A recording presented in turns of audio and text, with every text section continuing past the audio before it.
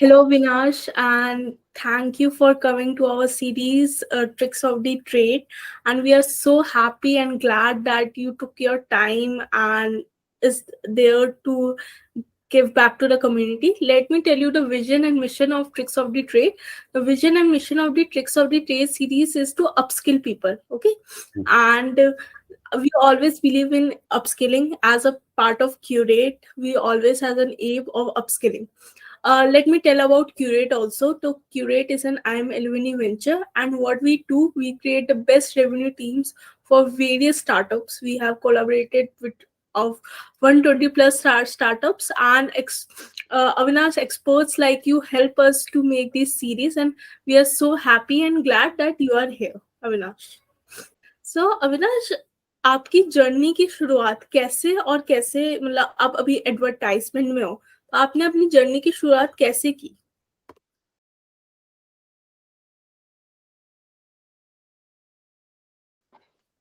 मैंने हालांकि एडवर्टीजमेंट से मेरा कोई नाता नहीं था, ना ही मैंने कोई इसमें स्टडीज वगैरह की हैं। इससे पहले जो था, मैंने स्टडीज टेक्सटाइल में की थी। I had done the textile engineering particularly. करने के बाद मैंने फर्स्ट ऑफ ऑल ज्वाइन किया Vallabh fabric limited. It was a company which is dealing in the textile products. मैंने वहां पर करीबन 6 महीने के करीब करीब काम किया, बट सर्टनली जैसे मैं, क्या होता था कि वो मेरे को actually जो हमारे बॉस थे वो मेरे को भेजते रहते थे अलग अलग जगह पे। I was quality control over manager over there. तो मेरे को डील्स करनी होती थी, हमारे काफी वेंडर्स थे उनके साथ भी। तो धीरे धीरे मतलब 6 महीनों में जाके पता चला नहीं यार, this is not my type of job, मेरी तरीके की जॉब नहीं है ये। तो ज्यादा कन्विंसिंग पावर ठीक लगी मेरे को अपनी। मैंने कहा यार कन्विंसिंग पावर ठीक है तो मेरे को सेल्स में जाना चाहिए, वो ज्यादा बेटर है, उसमें चांसेस भी ज्यादा है। तो इसको छोड़ के मैं कुछ सेल्स में ट्राई करता हूँ। Then I come into the sales.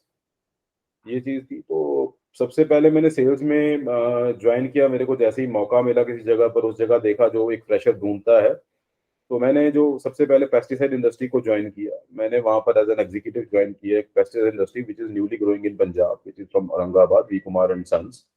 And those people are into the organic products, basically organic fertilizers. तो पंजाब में ऑर्गेनिक को लाना थोड़ा सा मुश्किल टास्क था, but I had joined an executive over there in Punjab. I started from my own district, Barnala. मैं पंजाब में बरनाला से बिलोंग करता हूँ, वहां से मैंने स्टार्टिंग की। मैंने खुद जाके खेतों में किसानों के साथ ट्रायल्स लगाए, मीटिंग्स की, सब कुछ किया। देन अच्छे रिजल्ट्स आए, कंपनी ने अच्छा ग्रोथ किया। तो उसके बाद they had promoted me as area manager. Then I left the company as regional head. I was looking after Punjab at that time. वो मेरा फर्स्ट जॉब था जो मैंने सेल्स में किया था। Certainly after that I had got the chance to work with Dainik Bhaskar. तो Dainik Bhaskar, it was a dream company for me. मैं सोचता था कभी तो दैनिक भास्कर में काम करने को मिलेगा, बिकॉज इसका जितना इसके बारे में मेरे को खबर पढ़ने का शौक था, तो मैंने काफी न्यूज़पेपर्स पढ़ता था। तो बट उसमें दैनिक भास्कर में देखता था कि बहुत ही सही जो पत्रकारिता है वो देखने को मिलती थी। तो मैंने कहा यार दैनिक भास्कर कभी ज्वाइन कर पाऊंगा। सेल्स क्या इसमें कुछ होता है या नहीं होता, मुझे नहीं पता था। इनफैक्ट सेल्स का इसमें कुछ होता है कि नहीं पता, क्योंकि जो एक नॉर्मल बंदा है उसको तो यही पता होता है कि यार पेपर है तो पेपर में रिपोर्टर्स होते हैं, रिपोर्टर्स खबरें लाते हैं और वो रिपोर्टर्स जो है खबरें करते हैं। बट जैसे ही मतलब मैंने Naukri.com पर देखा कि हाँ उन्होंने कुछ पोजीशंस निकाली हैं सेल्स के लिए, एडवर्टीजमेंट सेल्स में, इट वाज न्यू टू मी।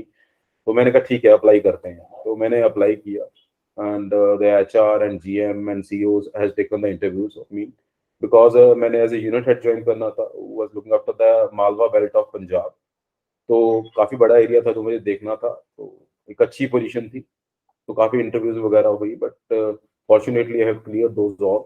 सबको क्लियर किया, बिकॉज जनरली अगर आपने डोर टू डोर काम किया होता है, सब कुछ आपको पता होता है, ग्राउंड पता होता है, तो आपको इसी इंटरव्यूज क्लियर करना मुश्किल नहीं होती। Then I had clear those and कुछ ट्रेनिंग्स वगैरह हुई। तब मेरे को जाके पता चला कि हाँ एडवर्टीजमेंट सेल्स भी होती है, जिससे थ्रू रेवेन्यू आता है, पीएनएल मीट होता है फर्म्स का, इनका न्यू मीडिया इंडस्ट्री का पीएनएल मीट होता है। तो वो सारा कुछ जाके वहां पे पता चला। एंड देन परफॉर्मेंस वहीं से स्टार्ट हुई, धीरे धीरे बढ़ता गया काम। Right now I am working with Inshorts. Inshorts की बात करूं तो यहाँ पे मैं जो है advertisement manager, it's a profile basically, you can say, मतलब हूँ मैं advertisement manager, but I am looking after the Punjab. Prior to this पिछले 1 महीने से मेरे को थोड़ा सा प्रमोट किया है कंपनी ने। आई am looking after the national project also, जिसमें मैं कुछ एरियाज है जैसे यू कैन से राजस्थान, गुजरात, हरियाणा, ये भी देख रहा हूँ। इसमें जो पर्टिकुलरली बिजनेस रिपोर्टर्स हैं उनको हैंडल कर रहा हूँ। तो ये सारा कुछ अभी तक की जर्नी का है मेरा। सो अविनाश, हम लोग मतलब बहुत सारे ऐसे लोग होंगे जिसको समझ नहीं आता कि एडवर्टाइजमेंट मैनेजर क्या होता है ना? तो हम्म। अपने वर्ड में आप बता सकते हो कि क्या होता है एडवर्टाइजमेंट मैनेजर?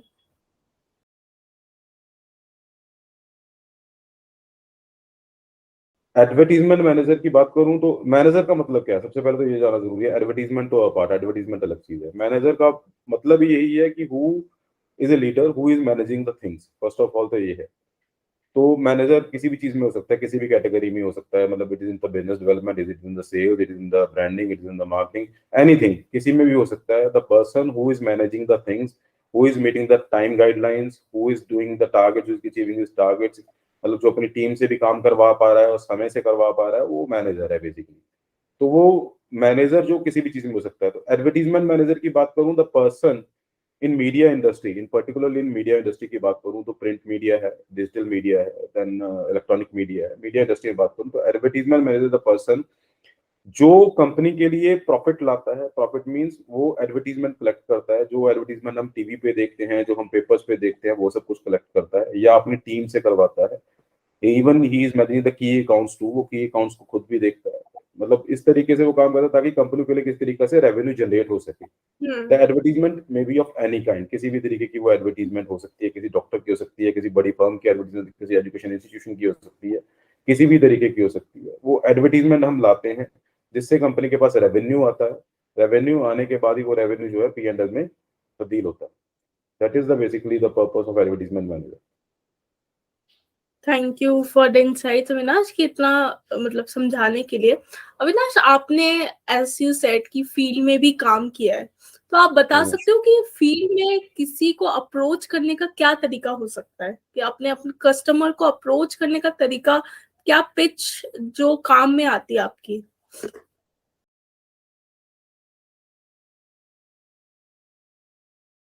मैं आपको बताता हूँ, इसमें बेसिकली दो मैंने मैंने मतलब नेटवर्किंग फील्ड में भी काम किया है, यू कैन से। मैंने फ्रेंचाइज बिल्डिंग भी की है, बिकॉज मैंने पेस्टिसाइड्स में काम किया है। तो डिस्ट्रीब्यूटर्स वगैरह ही बनाते हैं हम। तो वहां पर तो आपका नेटवर्क काम आता है। अगर आपने डिस्ट्रीब्यूटर्स बनाना है तो आपका नेटवर्क काम आता है, क्योंकि आप नेटवर्क के थ्रू ही अप्रोच करते हो। आपको डिस्ट्रीब्यूटर्स अच्छे बंदे बनाने पड़ते हैं, देन डिस्ट्रीब्यूटर के थ्रू आपको आगे रिटेलर्स मिलते हैं। तो उसमें तो इस तरीके से काम होता है कि आपका नेटवर्क स्ट्रांग होना बहुत जरूरी है। बट अगर मैं एडवर्टीजमेंट की बात करूं तो एडवर्टीजमेंट में बेसिकली क्या होता है कि you have a setup of mind. आपका एक माइंड सेटअप होता है जिसमें आपको पता होता है कि यार मैं इस फील्ड में काम कर रहा हूँ। आपको ये चीज पता होती है। Suppose I am working in print, तो मैंने भास्कर में काम किया। तो भास्कर में मेरे को ये पता होता था कि हाँ मैंने एडवर्टीजमेंट लानी है। अब मेरे को अप्रोच कैसे करना है, ये बड़ी चीज थी। क्लाइंट्स पे पहुंच कैसे करनी है, पहुंचना कैसे। तो first day when I join after training, मैंने देखा कि पंजाब केसरी पेपर, जो पंजाब में काफी चलता है, Jagbani is the paper, Punjab में काफी चलता है, उसमें एक साधु महाराज थे, कुछ ज्ञानी जी पंडित जी थे, उनकी बहुत बड़ी फुल पेज की एड लगी हुई थी। तो मैंने अपने बॉस मेरे को जो ज्वाइन करवाने आए थे, तो मैंने पूछा सर ये ऐड कितने की होगी। यार ये पंजाब केसरी में लगी है, तो कम से कम 2.5-3 लाख रुपए की ऐड होगी। मैंने कहा sir this person is coming to Bathinda, ये बठिंडा में आ रहा है, तो आज बठिंडा में आप मेरे को ज्वाइन करवाने के लिए आए हो, तो ये इसका पता चल रहा है ये कल तक आएगा यहाँ पे, कल इनका वो है। तो हमें इसको अप्रोच करना है सर। अविनाश कैसे करोगे। मैंने कहा ये सर पंजाब के जगबानी में भी तो लगा है, तो कहीं से तो लगा होगा। तो इन्हीं के बंदे से पूछते हैं कि ये कब आना है, कौन बंदा इनका डील कर रहा है। तो दैट वाज द पार्ट जो मैंने अप्रोच करने का तरीका ढूंढा। तो मैंने वो देखा, और उसके देखने के बाद वो बंदा हमने ढूंढा, किस बंदे ने वो एडवर्टीजमेंट लगाई है, उसको कॉल किया। तो we got to know that from कि उनका एक असिस्टेंट है उन पंडित जी का, तो जिसके थ्रू ये एडवर्टीजमेंट आई है। तो मैंने बॉस से पूछा, मैंने कहा सर हमारा कहाँ तक ये खत्म होगा, तो हम कहाँ तक ले सकते हैं। अविनाश अपना पेज कोई ज्यादा महंगा नहीं होता, हम 60-70 हज़ार में लगा देते हैं। ठीक है सर, हम इसको, मैंने कहा 1,10,000 15,000 पिच करेंगे और देखते हैं कहाँ तक ये टूटता है। तो मैंने वही पिच किया। Certainly that was my first aid, जो मैंने 85,000 में उठाई।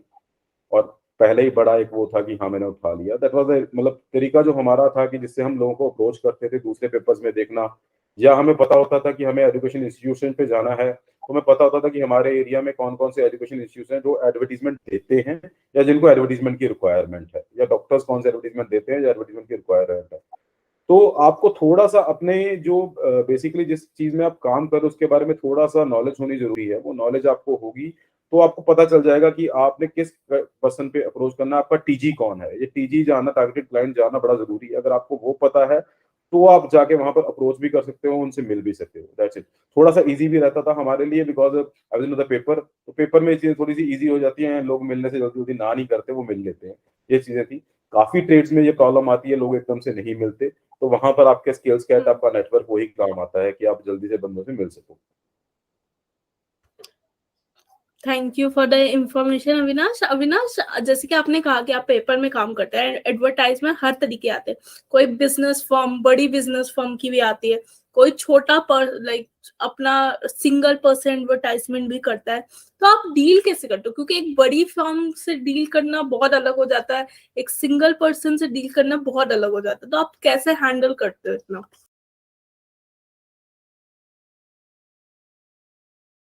एक्चुअली क्या था, व्हेन मैं मतलब I was working as an executive, तब तो चीजें डिफरेंट थी। तब तो मेरे को लोअर लेवल से काम करना पड़ता था। बट आज की डेट में क्या है, जो छोटे मतलब you can say door to door वाले हैं सिस्टम है, उसमें तो एग्जीक्यूटिव ही जाते हैं मेरे। बट उनका अप्रोच करने का अपना तरीका रहता है, वो किस तरीके से करते हैं, मार्केट में जान के करते हैं, एक दूसरे से पूछ के करते हैं किसको अप्रोच किया जाए, ये तरीका रहता है। अगर मेरी बात करूं तो आई am looking after the key accounts. जो बड़े अकाउंट है मैं वो देखता हूँ। तो बड़े ओके। अकाउंट्स में बेसिकली आपको फर्स्ट ऑफ ऑल तो आपको पता करना पड़ता है कि आप किससे मिलने जा रहे हो, उस बंदे का बेसिकली परफॉर्मेंस मार्केट में क्या है।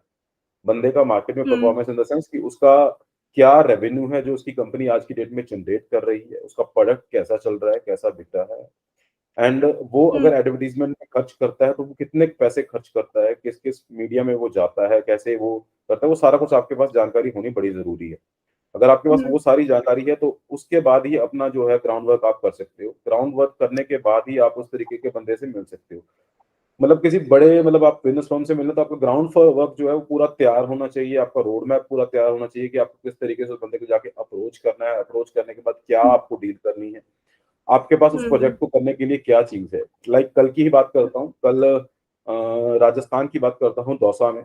दौसा में एक अच्छा बिजनेस वेंचर तैयार होने जा रहा है। It's a real estate company, काफी बड़ा अपना वेंचर बना रहे हैं। करीबन 4000 स्क्वायर फीट्स में वो अपना जो है काफी बड़ा एरिया में कमर्शियल जो है मार्ट बना रहे हैं। तो काफी हम्म। शॉप्स है वहाँ पे, सब कुछ है जो तैयार कर रहे हैं वो।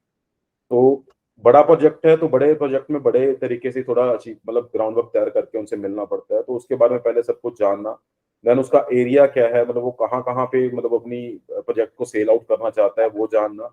देन उसके बाद हम उसको क्या किस तरीके से अप्रोच करते हैं, क्योंकि उसका मुहूर्त भी है, सब कुछ है, काफी मंत्री मंत्री भी आएंगे। तो वो अप्रोच आपको सारी तैयार करके, आपको ग्राउंड वर्क तैयार करके उनके पास जाना पड़ता है, उस तरीके से डील करना पड़ता है।